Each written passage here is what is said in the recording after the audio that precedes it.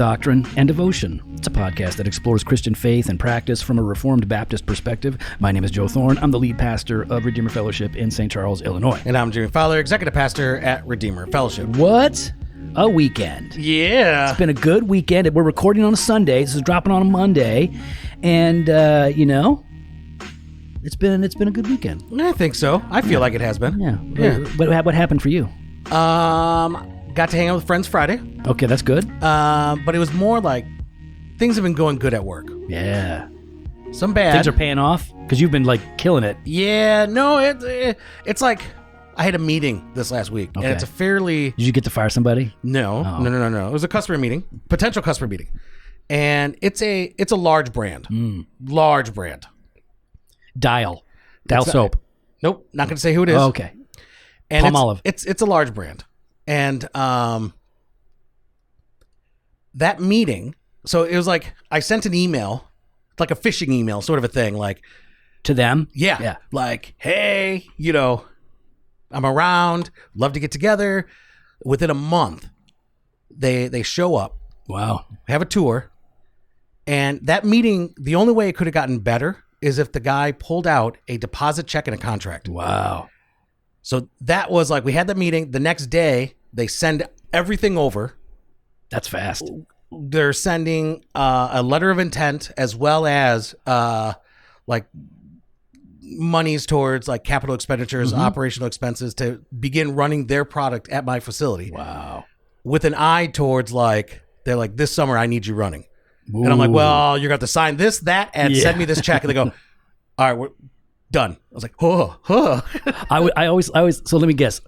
You're not gonna say who it is. No. Let me guess. I wasn't gonna guess them. I bet they were blown away by the cleanliness and organization of the facility. I bet they were like, "What in the world is going on here?" No. I mean, absolutely. They mentioned that. And then one of the main individuals was there, and so then she sent me this message. Hi, Jimmy. Cheers to Friday and the weekend ahead. First, thank you for hosting our team this week. The GSP family was a breath of fresh air, and it's no wonder why you've been awarded this recent Supplier of the Year award. Truly appreciate your transparency, responsiveness, and customer-focused attention to detail. GSP is exactly the type of partner blank seeks when we're looking to expand our co-man network. I'm going to take the outline below to our legal team so we can begin drafting the LOI. You do realize that there are clues in that email that can help me figure out who it is. Oh, go ahead. You know what? Go ahead. Okay, I'm already going to say it's Europe. Nope. Cheers. Yeah, no, not. People only say that if they're like. Nope. This is a large North American brand. And that person is in America? Yep. Okay, I don't know what I'm talking about. Yep, she is American. Okay. American living in a foreign country? Nope. No. Okay. Nope. And not a foreign person living in an American country. Jimmy's, your place is like a lab. It's like, if you were to just like look in, you'd be like, oh yeah, it's like there's warehouse and then there's like lines of production. Mm-hmm.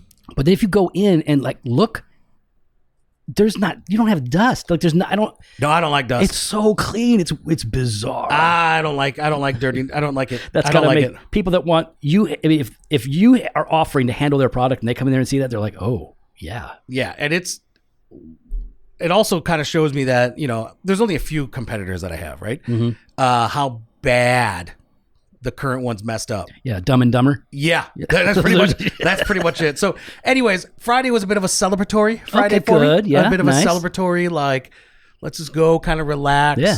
And then watch some TV. Nice. Yeah, it was good. Very good. So yes, I had a fantastic week. And then I just relaxed yesterday and watched the fights. Oh, yeah? Yeah. I didn't see the fights. No, you didn't see them? There was a couple good ones. I went to bed early, dude. I was tired. They were on early. Oh, they're on ESPN or whatever? Well, yeah. Well, it was pay-per-view, but it was early because it was in London. Oh, okay. No, I didn't even see any of that. Yeah. That's why I saw some highlights on TikTok, and I'm like, are these... I didn't recognize them. The Gaethje fight was nice. Okay. The Vettori fight was good. There's a couple other good fights. There was one, like the headline early prelim. Is that the dude that got his arm? Yes. And it stayed. Like, that dude, like, and he just... That was a crazy one. And then it was Edwards versus Usman. Okay. Yeah. All right. Yeah. All right. I'll check it out. No, Leon Edwards looked good. I went into that match thinking, there's no way that dude's making it out of the second round. There's just no way. And Yeah. Okay. Somebody showed up. Oh, he showed up. He definitely he showed up. And it looks like it's going to be him and Colby Covington in July. That'll be good. Yeah. Anyway, sorry. He's got a lot of energy. Yeah, man. Yeah. Well, my wife was gone for the week. She was visiting her mom, and her sister from Germany came in to stay at her sister who lives wherever. And I think Vermont. Okay. I don't know. And so they all hanging out for the week. They got snowed in with like 18 inches of snow. They just hung out and had a good time. So they were really good. But then the kids were super happy to have mom back. Yeah, I'm sure. I'm sure. Although, she asks my wife all the time if Jen will come and like break her out of school early. Really? Yeah, all the time. Maddie's like, hey, will you just come and pick me up? I don't have any like important classes after the. And Jen's always like, no, you stay in school. Well, she asked me. They're like, I'm on my way. I busted her out. I'm like, yeah, let's go. I walked in and they're like, I'm here to pick up Madeline. Oh, she's not on the list. I'm like, yeah, no, I'm just grabbing her. Like, oh, is everything okay? I'm like, yeah, family stuff. She's like, okay, here you go, no problem. I'm like, yeah, let's get out of here. Man. Yeah. Heck, I would let her skip, but she's had so many sick days. Why would you just let her skip? Skip a day, sure. Skip a day. Well, what's the problem with skipping a day? I skipped all the time. And all the time. Well, yeah. I did graduate second to last in my class, so that's not exactly. I'm like, okay. In seminary, I skipped a ton of classes and still got A's. Oh, you said seminary. I thought we were going to talk about Moody, where you got kicked out once. No, I did get kicked out once, but I got back in. And learned your lesson. Oh yes, stop screwing around. Don't be dummy. Oh, that was humbling, man. All right, we got some emails. Oh, we do, and one of them is about your favorite topic. Oh, my favorite topic? Wokeness. Oh, okay. Here we go. Joe versus Jimmy wokeness cage match. What's up, guys? I have listened since day one and always appreciate you guys' perspective and careful consideration of difficult topics. You guys have always seemed to be of one mind on most matters discussed, but over the last few years, I've sensed a bit of separation between you two on matters of political ideology, wokeness, etc. Maybe you guys agree on a 99% of the issues, and the slight tension is more around the tone or posture related to these issues. The latest episode is, I think, a good example of this. Jimmy wholesale rejected Christianity Today, while Joe admitted some encroaching liberalism, but also acknowledged that some of their content remains helpful. I think it would be fascinating and incredibly helpful for you two to discuss your differences in these areas in a constructive, loving, mutually beneficial way. This kind of dialogue is not often modeled in our culture, and even, perhaps especially, in our Reformed subculture. Love what you guys are doing.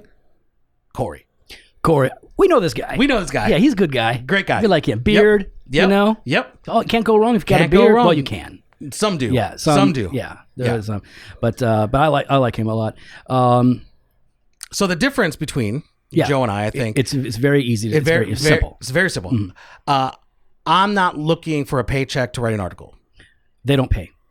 Oh, I thought I had that dummy. One. Well, I was trying to think of the most outrageous difference between us because you would never be that way, but I just felt like, Yeah, so I am looking for but for the record, I am looking for a paycheck to write. If you want to pay me to write, I will do that.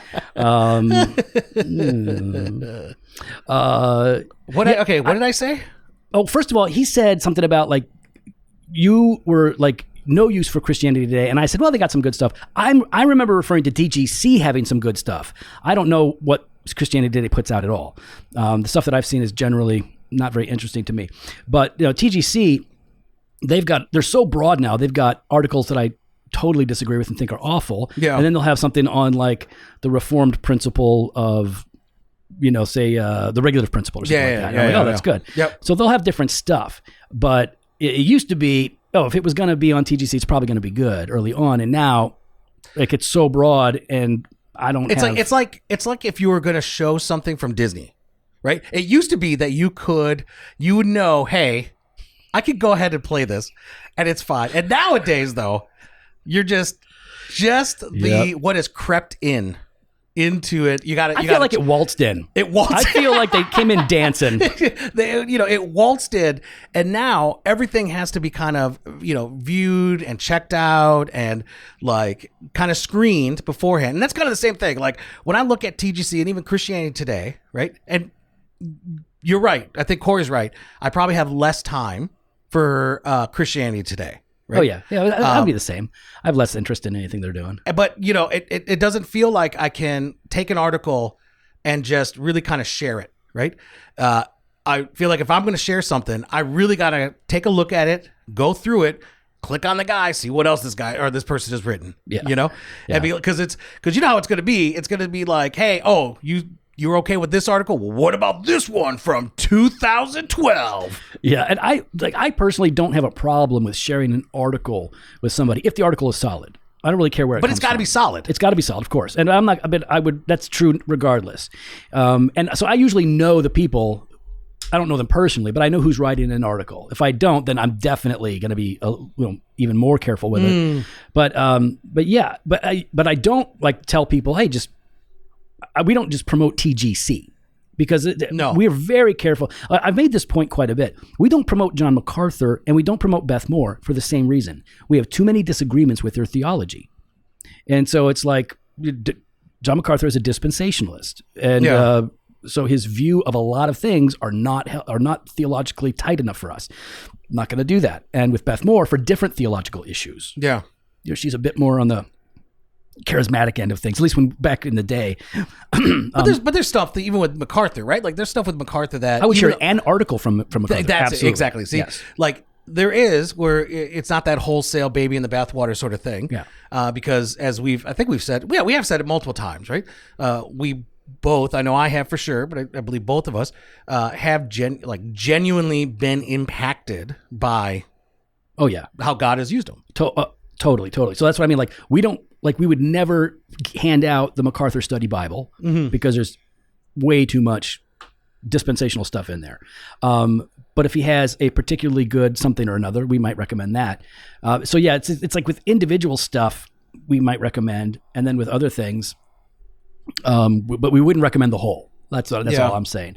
On the woke stuff, and here's the thing: like, there's been some discussion on woke, and I see some Christians, thoughtful Christians, saying things like they talk about the woke agenda and they go after it, and then I see other Christians who are thoughtful saying woke isn't a thing anymore. So like you guys are using this word woke, and you're using it as an epithet or as an insult.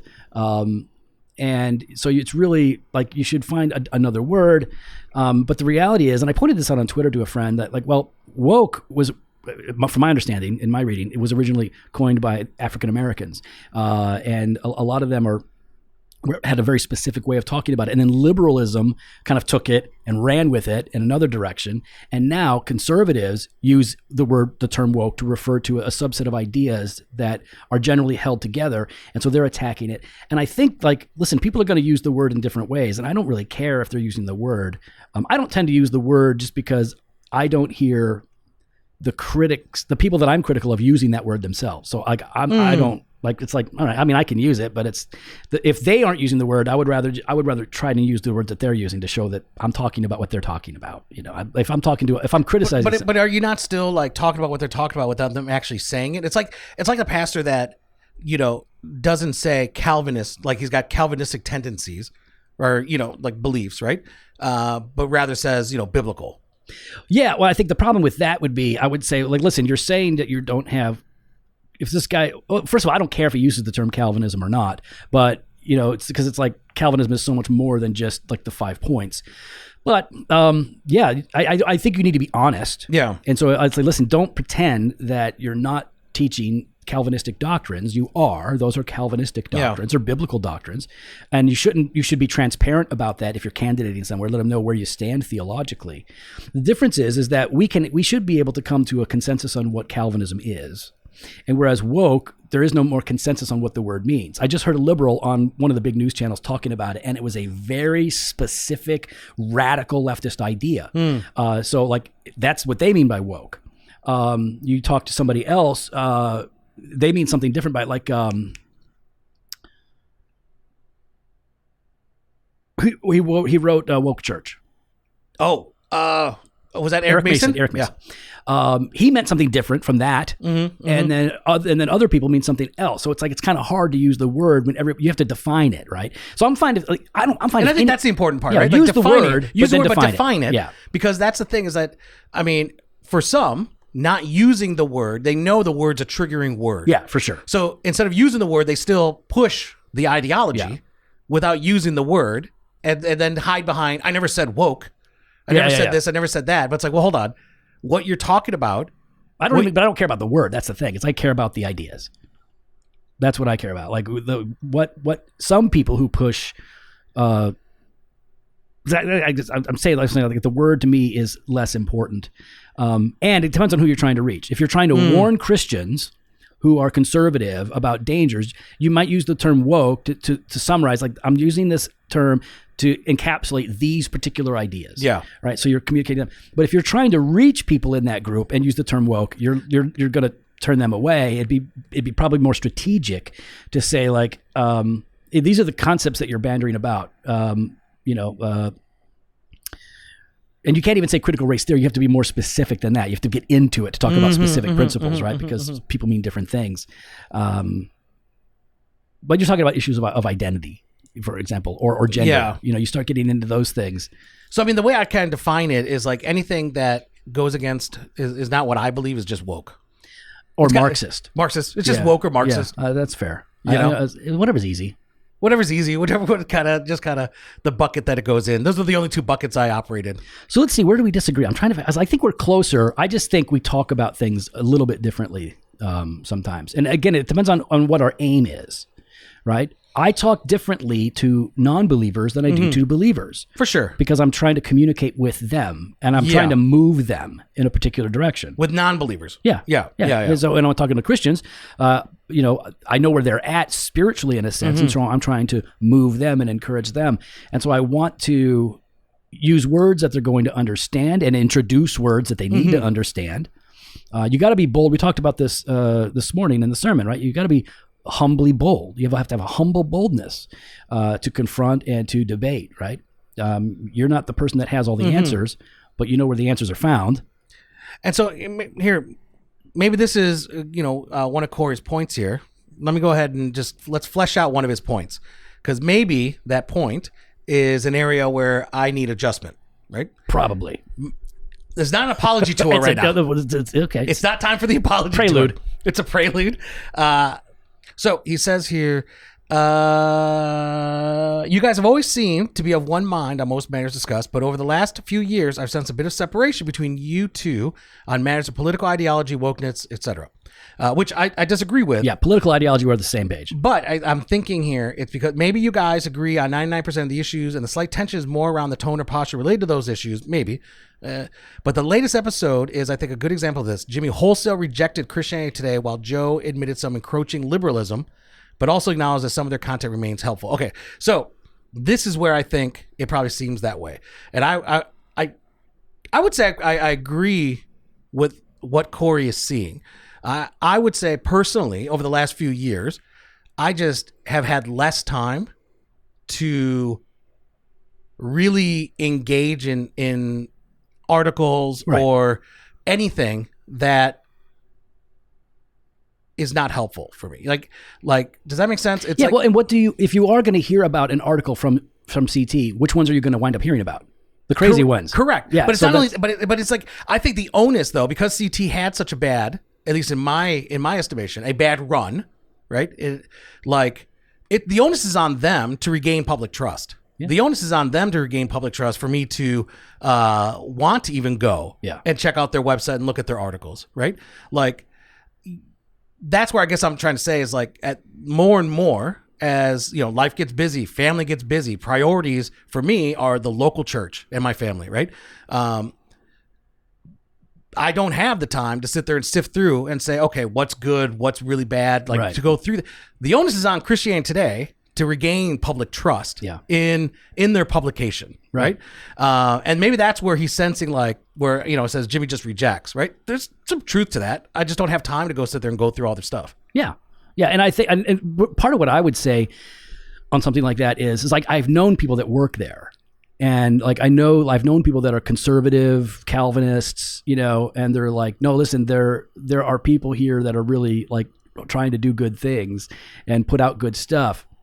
But I remember I went to, but the flip side, we've known people, that we've seen them and heard them and watched them drift hard. Yep, totally. We absolutely see. And there's no doubt. I mean, in my mind, there's no doubt in our mind that there has been, they are more broad, which means they're not even more broad. They are broader than they used to be, but that broadness only went left. Yeah, it didn't also go more conservative. No. So it's just been it's been an expansion. So it's been increasingly. There's been an increased amount, I think, of a liberal take on things, while the small amount of conservative stuff, some of that remains. Yeah. But I remember I went to I was invited to go to this thing, leadership journal or whatever. Okay. Something that they were putting out for a long, long time.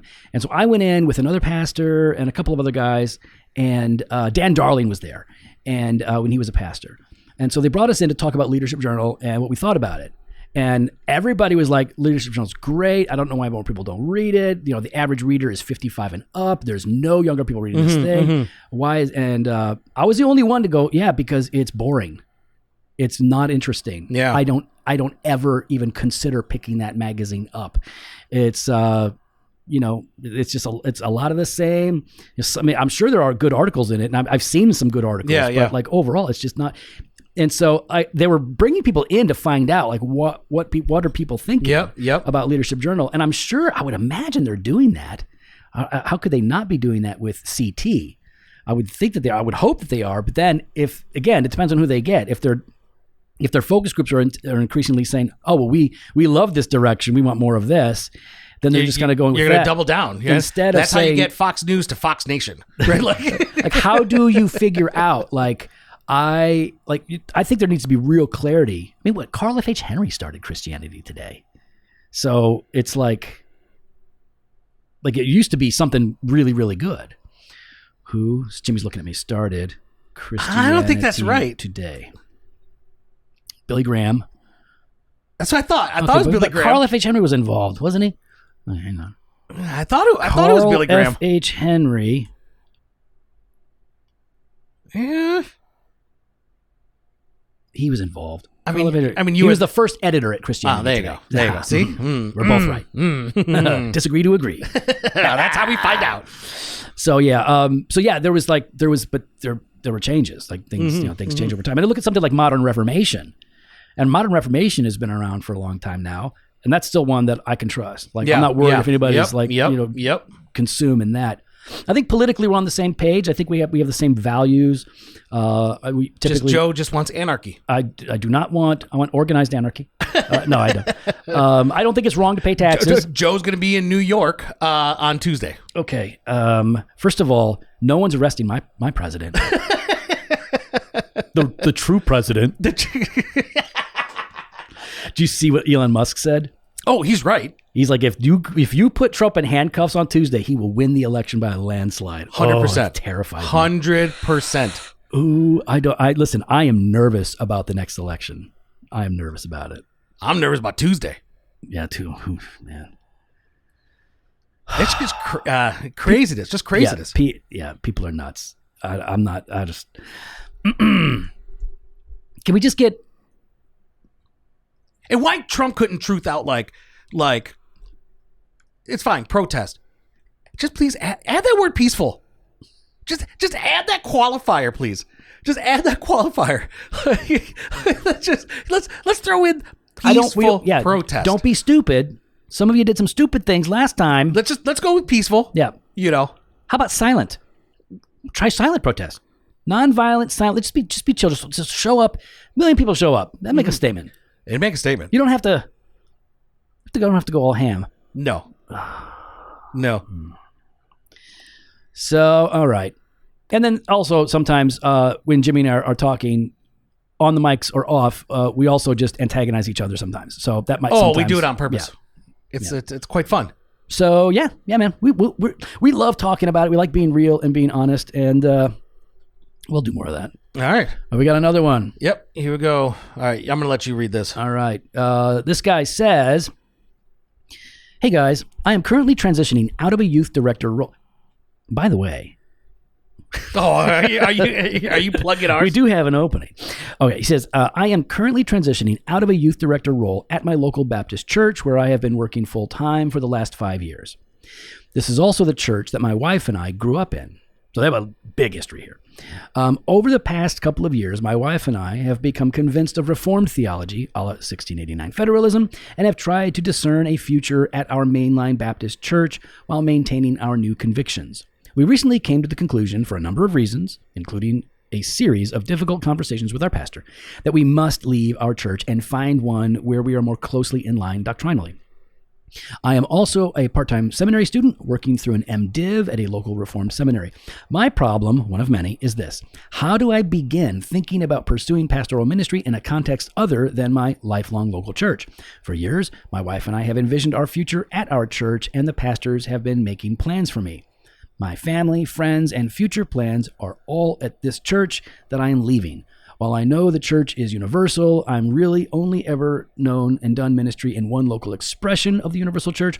What advice would you give me as I pray and consider what ministering looks like in my future? My wife and I feel firm in our decision, but we feel shaken and frankly disheartened as we consider this next phase of life. Okay. Well, you're not alone. No. A lot of people go through this. And it's hard because you know these people, you love these people, you've invested your life with these people, you've known them for all of these years, and if it's not ultimately going to be a fit where you share the same theology and approach to ministry, it's not going to work. No, you'll be miserable. So I think you're making the right choice. They're going to be miserable. Everybody will be unhappy. Everyone's going to be unhappy with this. And I mean, listen, praise God for that church.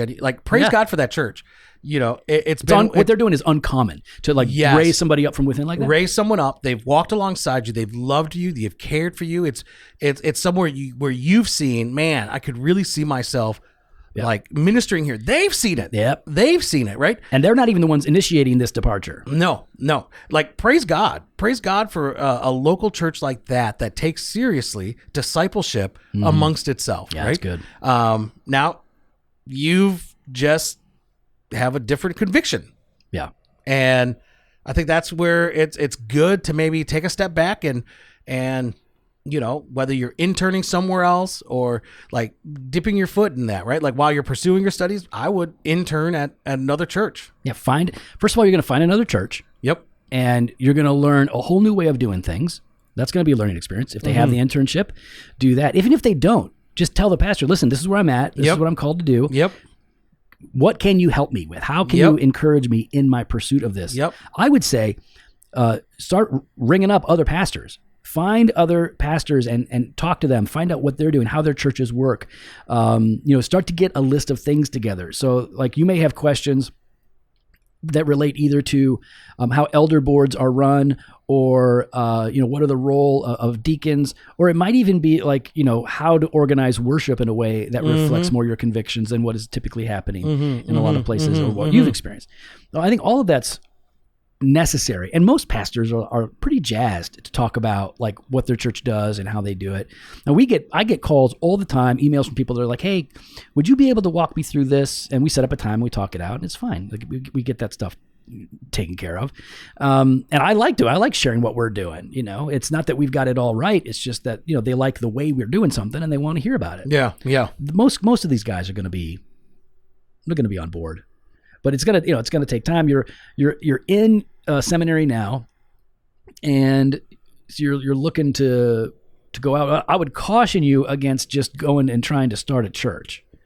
Oh yeah, don't do that.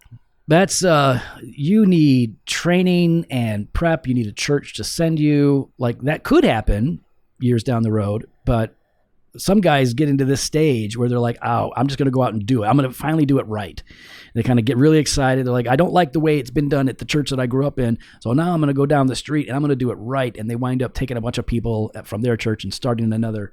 And that usually doesn't end well. No. I mean, I've seen it. I've known people that have tried it. Usually doesn't work. There's nothing left after a few years. No. Honestly, I'm sort of reprocessing my thoughts on this. As I'm sitting here kind of as we're talking, I'm thinking more and more I would caution against a wholesale hey, I'm out. Because one, so far there hasn't been beef you're got convictions that you're sorting through and you're still processing. And I do think it's good to experience another expression that is more closely aligned with you doctrinally. But that can be done without cutting off and severing relationship. Yeah, it really depends on where they're at with the elders of that church, right? Because he says that they've had a series of difficult conversations with the pastors. Yeah, but so we don't know what that means. We don't know what that means. Like, I think it can be read as like mad sort of like meetings, or just like we're so on different pages. We're on different pages. Yeah. Like this is awkward. Like this is difficult because I love you, you love me. Like we want to be doing this, we want this to work out, but unsure of how it could or can it.